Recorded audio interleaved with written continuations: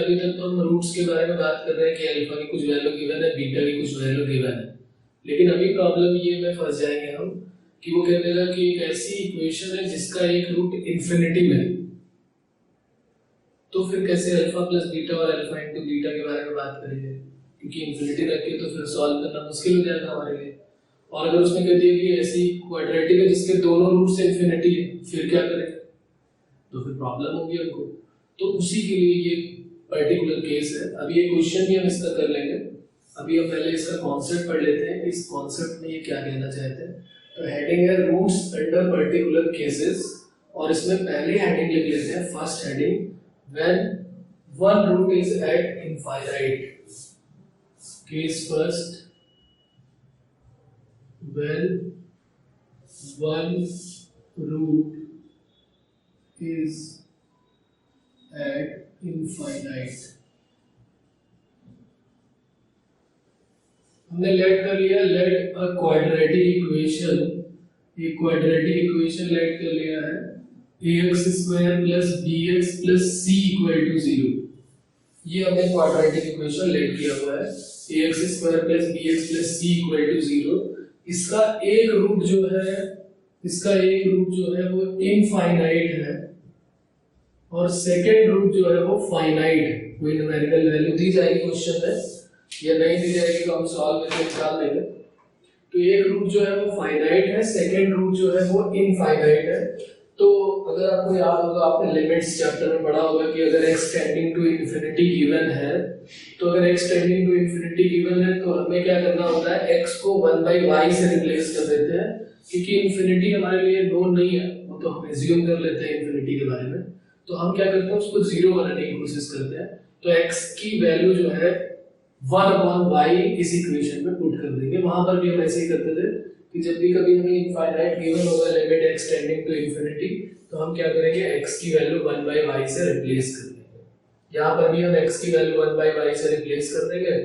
तो जैसे ही हम x की वैल्यू 1/y से रिप्लेस करेंगे तो हमारा फायदा क्या होने वाला है, फायदा हमारा ये हो जाएगा कि हमारा अभी रूट एक इंफिनिटी था, लेकिन जैसे ही 1/y पुट करेंगे, एक रूट की वैल्यू हमको पता चल जाएगी कि अगर x की इक्वेशन का रूट जो है वो कितना था, इंफिनिटी था, तो y जब आ जाएगा तो उसमें एक रूट क्या हो जाएगा, 0।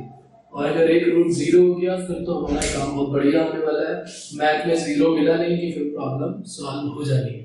ठीक है, तो देखते हैं, put x equal to 1/y, then equation becomes a into 1/y square plus b into 1/y plus c equal to 0, means a plus by plus cy square। ये हमारे पास एक क्वाड्रेटिक बन गई, cy square plus by plus a equal to 0। अब यहाँ पर हमें क्या याद रखना है, ये तो इक्वेशन अभी हमको मिल गई। हाँ, ये पता चल गया कि इसका एक रूट जो है वो हो गया 0, और सेकेंड रूट अभी भी कोई फाइनाइट नंबर ही मिलने वाला है। ये हो गया अल्फा और ये हो गया बीटा। अभी यहाँ पर अल्फा और बीटा था, अब ये दोनों अल्फा बीटा सेम नहीं है, हम चाहे इसको अल्फा डैश कर लें कि हम बोल देंगे भाई वहां भी अल्फा बीटा था और यहाँ भी अल्फा बीटा हो गया, तो ऐसा तो पॉसिबल नहीं है। तो हमने इसको अल्फा डैश और बीटा डैश मान लिया। अब यहाँ पर फॉर्मूला लगाते हैं, alpha plus beta equal to minus b upon a, और alpha into beta equal to c upon a, ये फॉर्मूला यूज करते हैं। तो अल्फा प्लस बीटा जब हम यूज करेंगे तो अल्फा की वैल्यू जो है वो 0 है, और बीटा की वैल्यू को बीटा ही रहने देते हैं, और माइनस बी, तो बी की वैल्यू तो बी है, अपॉन ए जब कर रहे हैं तो यहाँ पर आ रहा है सी, तो माइनस बी अपॉन सी। क्या ये वैल्यू कभी भी 0 की इक्वल हो सकती है? नहीं हो सकती है। तो इसका मतलब है कि b की वैल्यू जो है वो नॉट इक्वल टू 0 होगी। जब भी कभी एक क्वाड्रेटिक गिवन है और उसका जो है एक रूट जो है वो इंफिनिटी है, तो जो कोएफिशिएंट ऑफ x है वो नॉट इक्वल टू 0 करना पड़ेगा आपको, वो नॉट इक्वल टू 0 करना पड़ेगा आपको।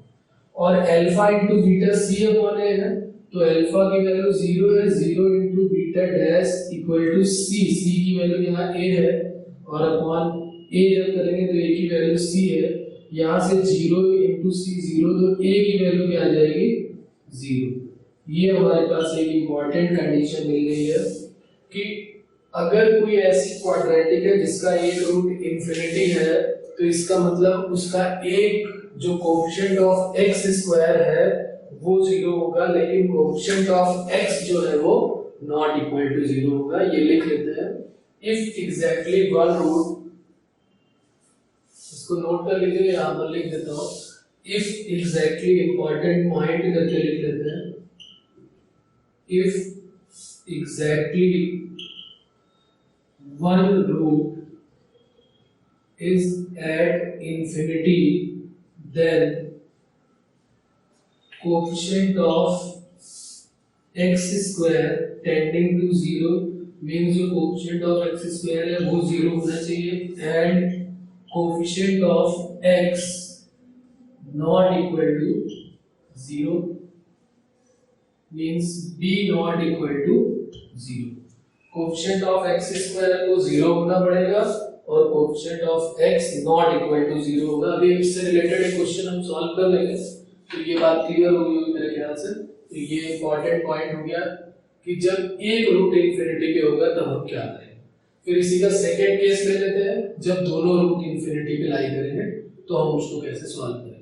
फर्स्ट रूट के बारे में आइडिया हो गया कि जैसे ही हम देखेंगे कि एक रूट इंफिनिटी पे है, सीधे coefficient of x square a equal to 0, b not equal to 0, right.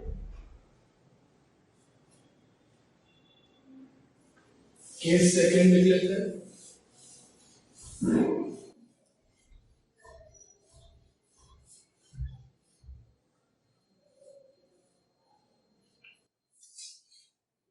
Case second, if both root are at infinity, एक ऐसी इक्वेशन जिसके दोनों रूट इंफिनिटी पे हो, तो क्या करें। तो फिर वही लाइट कर लेते हैं, वैसे ही काम करेंगे, पूरा का पूरा काम दूसरे वाले के लिए वैसे ही है जैसे पहले वाले के लिए था। एक क्वाड्रेटिक इक्वेशन लेट किया हमने, let the quadratic equation be ax square plus bx plus c equal to 0, जिसके दो रूट हमने लेट कर लिए। फर्स्ट भी इनफाइनाइट है और सेकंड भी इनफाइनाइट है, तो हम क्या करेंगे, x को रिप्लेस करा देंगे, यहाँ डायरेक्ट लिख देता हूँ, x put x equal to 1 by y, और यही अल्फा है और यही बीटा है। तो अगर x को 1 बाय y से रिप्लेस किया तो डायरेक्ट इक्वेशन लिख देते हैं, क्योंकि यहाँ 1 बाय y आ जाएगा, तो equation becomes cy square plus by plus a equal to 0। ये इक्वेशन हमारी आ गई। अब जो ये इक्वेशन आई है, इसका एक रूट जो है वो क्या हो जाएगा, अल्फा डैश और एक बीटा डैश, लेकिन दोनों रूट क्या हो जाएंगे। अगर पहले जो इक्वेशन थी x के टर्म में, तो उसके रूट्स इंफिनिटी थे, तो ये बताने की जरूरत है हमें कि x की वैल्यू अगर हमने 1 बाय y पुट कर दिया हुआ है तो उसका एक रूट कितना हो जाएगा। अगर 1 बाय y किया है तो यहाँ पुट करेंगे, इसको इधर भेज देते हैं, इसको इधर भेज देते हैं, तो 1 अपॉन इंफिनिटी 0 और वो भी 1 अपॉन इंफिनिटी 0, यानी एक ऐसी क्वाड्रेटिक मिल गई जिसके दोनों रूट 0। फॉर्मूला लगा देते हैं, sum of the root alpha dash plus beta dash minus का b अपॉन a, और ये दोनों है 0, तो यहाँ से हमको पता चल गया b इक्वल टू 0, और दूसरा हमारे पास alpha into beta c upon a, और c अपॉन a डायरेक्ट हम लिख देते हैं, c की वैल्यू है a और a की वैल्यू है c, और ये भी अगर 0 हो गया तो इसका मतलब a इक्वल टू 0। एक बात यहाँ पर और समझने वाली है कि ये अपॉन में है, c जो है बार बार अपॉन में आ रहा है, तो अगर c की वैल्यू अपॉन में आ रही तो क्या c कभी 0 हो सकता है, तो c नॉट इक्वल टू 0 हो जाएगा।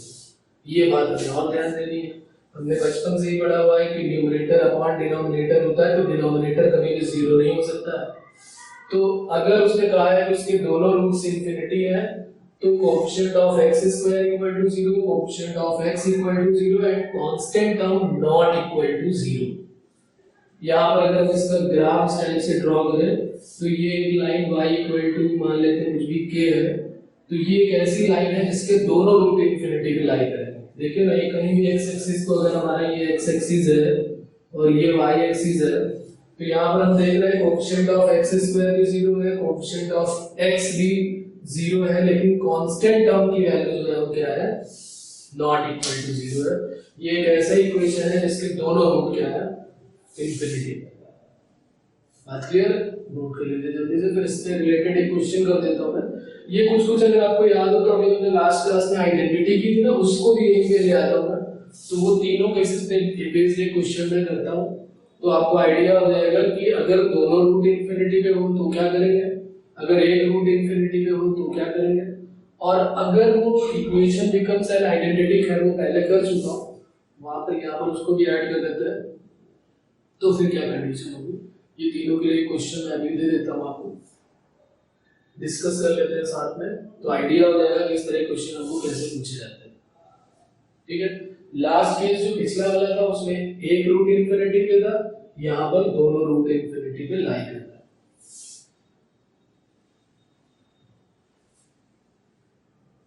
तो क्वेश्चन हमारा ये है इसमें, जो अभी हमने पढ़ा, roots under particular cases, find the value of p, p की वैल्यू हमें बतानी है, फॉर विच द इक्वेशन, एक क्वाड्रेटिक इक्वेशन गिवन है और कह रहा है कि has exactly one root is at infinity, second में exactly two roots are at infinity, और थर्ड जो है बिकम्स एन आइडेंटिटी। तो हम तीनों की कंडीशन यहां पर नोट कर लेते हैं। क्वेश्चन नंबर फर्स्ट में उसने कहा है has exactly one root is at infinity. यहां पर मैं कंडीशन लिख देता हूं कि अगर एक रूट इंफिनिटी पे होता है तो क्या कंडीशन होती है, यहाँ पर थोड़ा छोटा करके लिख लेता हूँ, अगर एक रूट इंफिनिटी पे है तो a equal to 0, b not equal to 0। ठीक है, सेकंड कंडीशन है अगर both roots are at infinity, तो इसके लिए कंडीशन होती है a equal to 0, b equal to 0, c not equal to 0। और थर्ड कंडीशन जो बिकम्स एन आइडेंटिटी है, उसके लिए भी हम पढ़ चुके हैं, a equal to 0, b equal to 0, c equal to 0। बस इन्हीं का यूज कर लेना है, तीनों से जो कंडीशन कॉमन होगी वही हमारा आंसर आ जाएगा।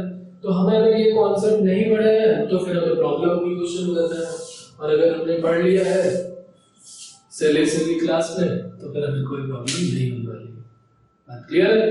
तो कर लेते हैं ये क्वेश्चन। क्वेश्चन नंबर फर्स्ट है, यहाँ पर a की वैल्यू क्या हो जाएगी, अगर आप कंपेयर कराएंगे तो ये a हो जाएगा, तो a इक्वल टू है p cube minus 3p square plus 2p, तो यहां से p कॉमन ले लेते हैं, p square minus 3p plus 2, और इसके फैक्टर भी यहीं पे कर लेते हैं, p इंटू p माइनस 2 और p माइनस 1। ये वही कंडीशन बन जाएगी, यहाँ पे तीनों में p की वैल्यू 1 रखेंगे तो सम 0 होगा, तो एक रूट उसका 1 हो जाएगा, दूसरा c अपॉन डायरेक्ट। b कितना होने वाला है, p cube minus p, p common ले लेते हैं तो p square minus 1, then p into p plus 1 and p minus 1। c equal to p cube plus 3p square plus 2p, यहाँ पर क्या वैल्यू आ जाएगी, p कॉमन ले लेते हैं, p square plus 3p plus 2, p square plus 3p plus 2, p cube plus 3p plus 2। अब यहाँ पर देखते हैं आगे क्वेश्चन कैसे सॉल्व होगा। पहले वाले केसेस में, केस फर्स्ट, उसने बोला has exactly one root as infinity, has exactly one root at infinity, तो वहां पर a की वैल्यू 0 करनी है और b नॉट इक्वल टू 0 करना है। a की वैल्यू 0 करेंगे तो मींस p की वैल्यू क्या क्या मिल जाएगी, अगर हम इसी को डायरेक्ट यहीं पे 0 कर दें तो p इक्वल टू 0, 1 और 2 मिलने वाला है।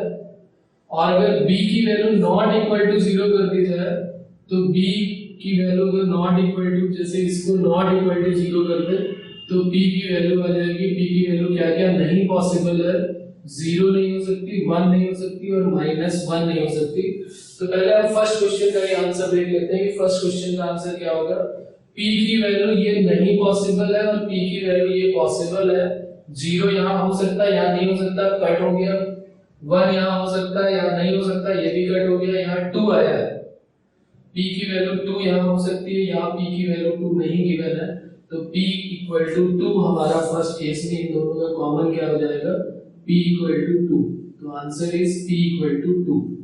फर्स्ट का आंसर हमारा हो जाएगा p इक्वल टू 2। अब सेकंड का आंसर देख लेते हैं।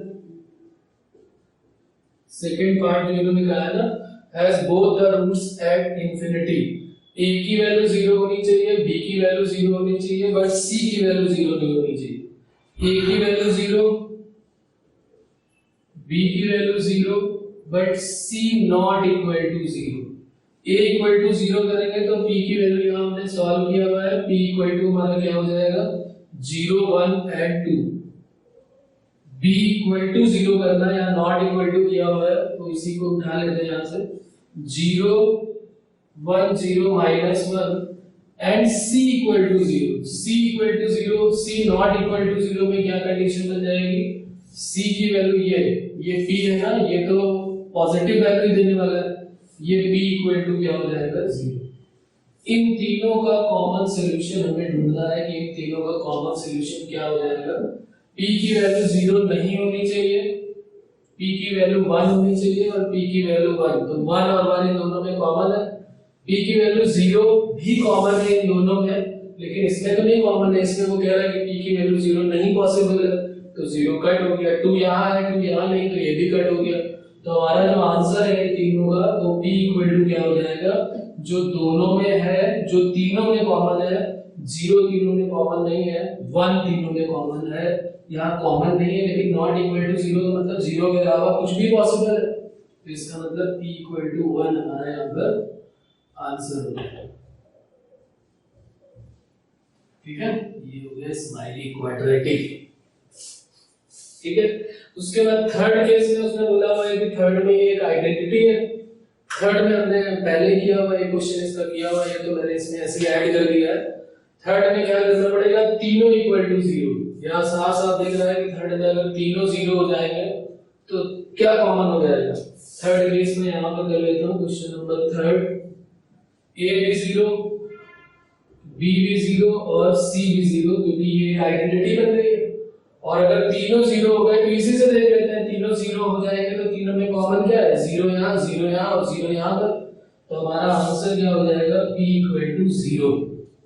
ये हमारा थर्ड का आंसर आने वाला है।